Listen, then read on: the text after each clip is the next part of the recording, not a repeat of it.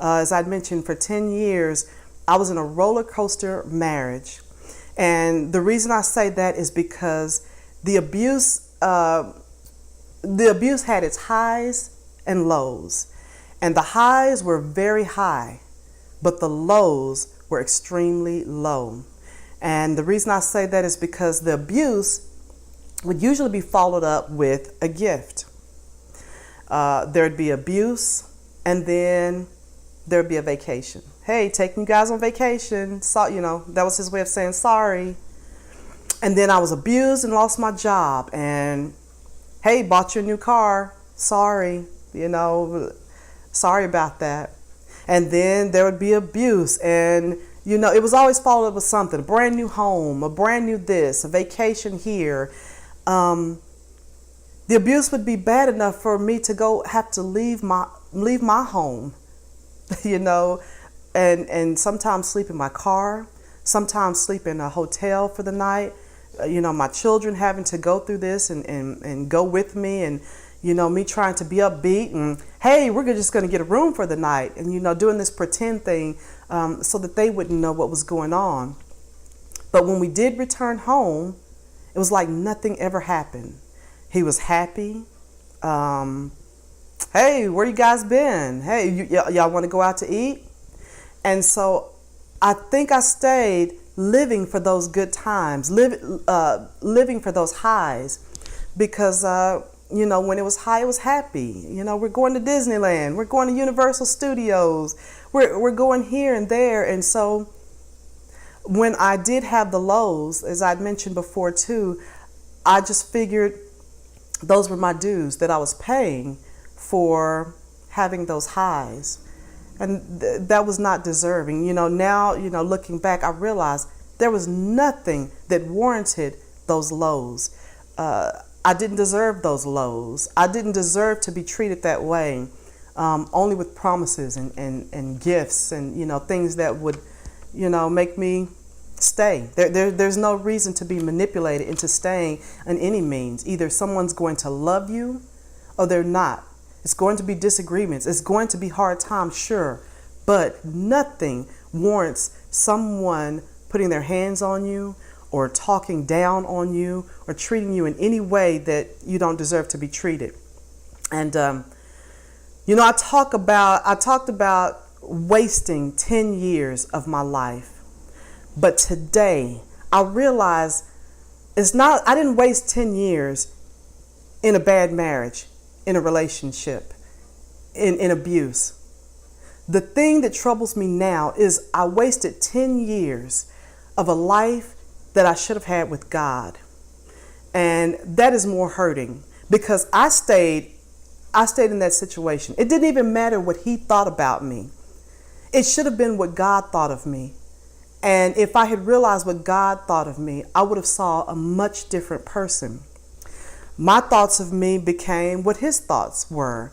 I began to develop this, maybe I deserve this.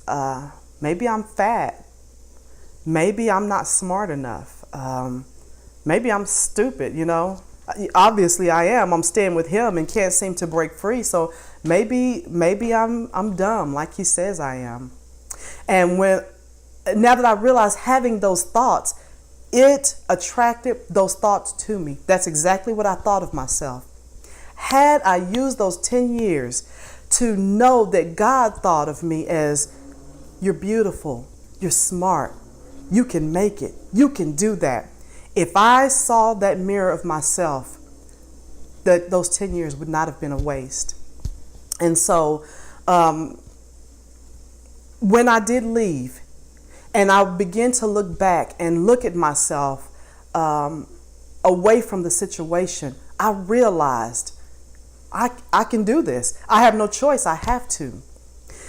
He tried to kill me. Let me back up here. The reason I had to leave is because he tried to kill me. He tried to snap my neck. But I was able to get into the fetal position to keep him from twisting my head. I could actually feel the bones cracking in my neck. And I knew it was time. When he couldn't twist my neck, he left the room. And when he left the room, I got up and I got my purse and my keys and I fled. I left. And ultimately, I was able to call the police. I had one day to get my stuff together and leave. So I got everything that I could possibly pack into a car. And so I left. I moved from Houston back to the Dallas area with nothing. I came back here with a broken heart, a low self-esteem, some clothes, and a book that I was writing. And that's all I had. I started from nothing. But in that moment when I got my first apartment and I opened up that door and I dropped my keys on the counter and I looked around and there was no furniture in my apartment, it was the happiest I've ever been in my life. It was the happiest I had ever been in my life. And I realized it took some time. There was still hurt and fear and poverty. And, but I said to myself, I can do this. I have to make it. And I'm going to make it. And with nothing in that apartment, I had my laptop and I began to type out the words to the book that I had been working on. And I stand here before you today, to make a long story short, that I have, in that time, I got a degree, I got another degree, I got another degree. I have a bachelor's degree and 2 master's degrees. I don't say that to brag. I say that because I am so thankful for, realizing of who I was and realizing my worth. And because of that, I wrote 2 books. I have 2 great sons. I have degrees, and I'm happy for the first time. I'm happy with where I am in life and thankful. And because of that thankfulness, because of that gratefulness, I'm attracting things into my life. I'm seeing myself as great. I'm seeing myself as wonderful. I can make it. I can do this. And I've done it. And so I just encourage you, starting from nothing as I did, having nothing, to rebuilding your life is the ultimate plan that you're to reach for. You deserve it. You deserve it. No one deserves to rob you of, as I say, I'm a police officer. Hence the lights. I'm a police officer.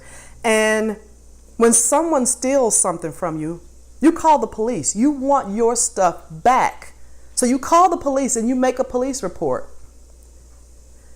When someone steals your joy, when someone steals something from you, you take it back. They don't deserve that. You don't deserve to be robbed of your happiness and your freedom and your joy. So you get that back. It is yours. I just want to encourage you. I'm very happy. As I said, I wrote 2 books, and I'm thanking everyone for the support. Please continue to support me. Let's continue this fight. If you know someone, if you suspect someone's going through something, reach out to them. They need you. They don't want to speak out. They don't know how people would think about them. They don't know, when you're on a job that all the job wants you to do is work. They don't care what you're going through. So, people often work through the pain and they're hurting inside. So if you know someone, reach out to them and help them and speak out on this.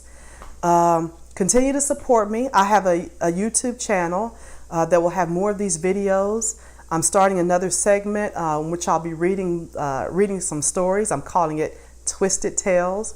So again, subscribe to my YouTube channel. That'll be in the link provided.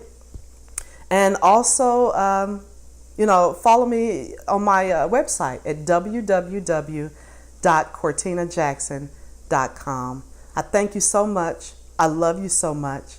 I'm praying for you so much. We're going to make it. Thank you so much. Bye-bye.